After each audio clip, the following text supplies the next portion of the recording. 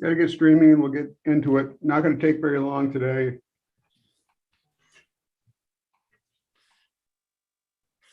Famous last words.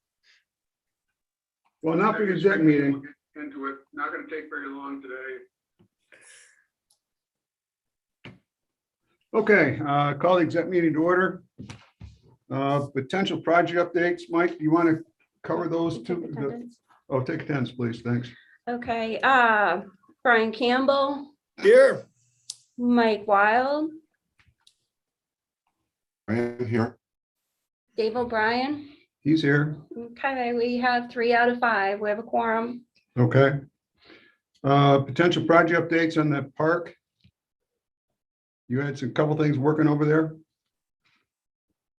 Yes, good afternoon, everybody. In addition to the 2 public hearings today for Brookfield and Fort William Henry, we do have several potential projects in the works. There are 3 potential companies interested in plots at the Airport Industrial Park. There are several big projects, Queensbury and Lake George, that I continue to communicate with the owners of those businesses and looking to move forward, hopefully spring and even into the summer to completion, where the IDA would be a partner with them. And I certainly will keep everybody abreast of those situations as we move forward. Okay, thank you. Delineation update. The redelineation of the park has been completed. All the deed restrictions have been filed with the county, and that has been sent to the Army Corps of Engineers for John Connell. So that's been put in place. Next phase is get a national. We're waiting for a quote from the delineation company, the wetlands company, to do a wetlands reuse, so we can merge some lots and take advantage of some areas that are quasi wetland that we could recover and use for the future. So I'm waiting on a quote from that. I hope Tom Garrett would have been here today to update us, but he's not here. That's okay. That's all the news on delineation. We got approval of I need a motion to approve the December 8th and January 5th minutes for the IDA Executive Park meeting. Can I have a motion? Mike Biddle, do I have a second? Brian Campbell? Mike Wild? All in favor? Aye. Aye. Any omissions, corrections? Opposed? Carried. Mike, you want to give a quick overview of the, oh, you already did, so look at that up above. UTAP change or uniform tax exemption policy. I just was going through it this afternoon. I'm going to try and set up a meeting to get back to what we're doing and making some modifications to it. So I will try to set that up shortly. The litigation update with Fowler Square is still nothing from the courts. Transfer of the Canalside Energy Park has been completed. Insurance is in place, so we now officially have that. In terms of the other thing we're working on is a wastewater RFQ for the industrial park.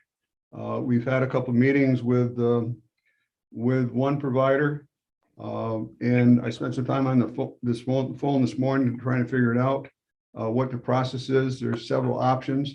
One option is to go it alone in terms of the sewer, and unsure about the water coming into the park because on East Street in Fort Edward, there is some other needs to do for water over there. We are sort of talking about that, considering the approach. We had a meeting with Fort Edward included in that. So we'll have another meeting to discuss how we're going to go forward. He was going to put some ideas together and thoughts together. So we had a good one-on-one discussion today, but we'll fill it in when we get there. He's also going to come up with a ballpark timeframe estimate of what happened for both design and for engineering. A little bit of good news, the MBRC grant that we got that's been hanging out there for a couple of years. We had a discussion with the MBRC people.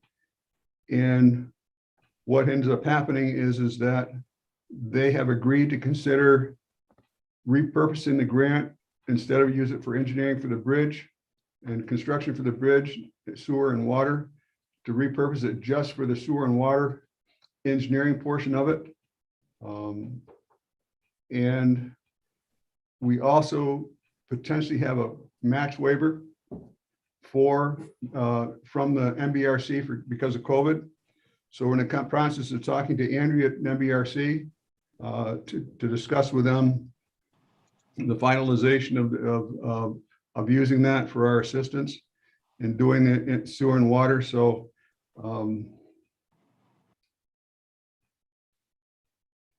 that's in place. Hopefully get an answer this week. So hopefully then we could end up solidifying an agreement with the chosen company, which was down to Chazen and Weston Sampson. We found Chazen and Sampson. Chazen has a better record because they also already have some of the watering models done and the sewer models done. Excuse me. So that could be a leg up in there. So any questions on that?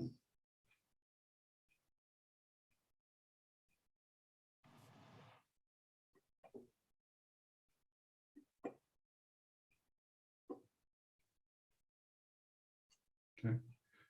We're also, there's a quarry company that wants to take a look at the dewatering facility.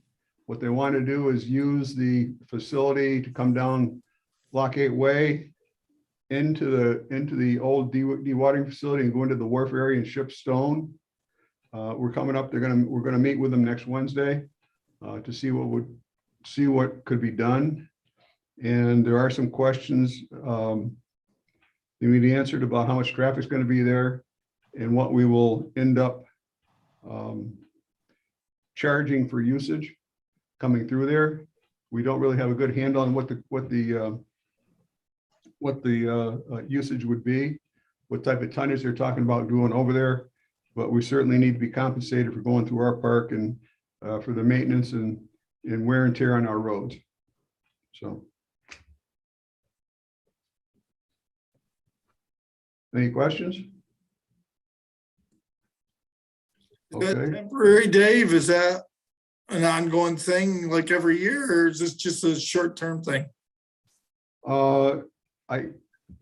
from what I say, what they've said is that it'd be ongoing, but of course it'd only be in the summer, in the spring to the fall, when the canal is open. The canal is only open from April until October.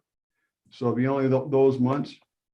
But the question is that my question is would too much traffic going through there obstruct any tenants that would potentially in there? So we'll know more after Wednesday. I've only talked to the attorney, not the owner. So, good. So we have to get ready for public hearings. So we need to exit out of this one and go into the new one. So I need a motion to adjourn. So moved. Motion by Brian, second by Mike Wild. All in favor? Aye. Okay, we'll meet you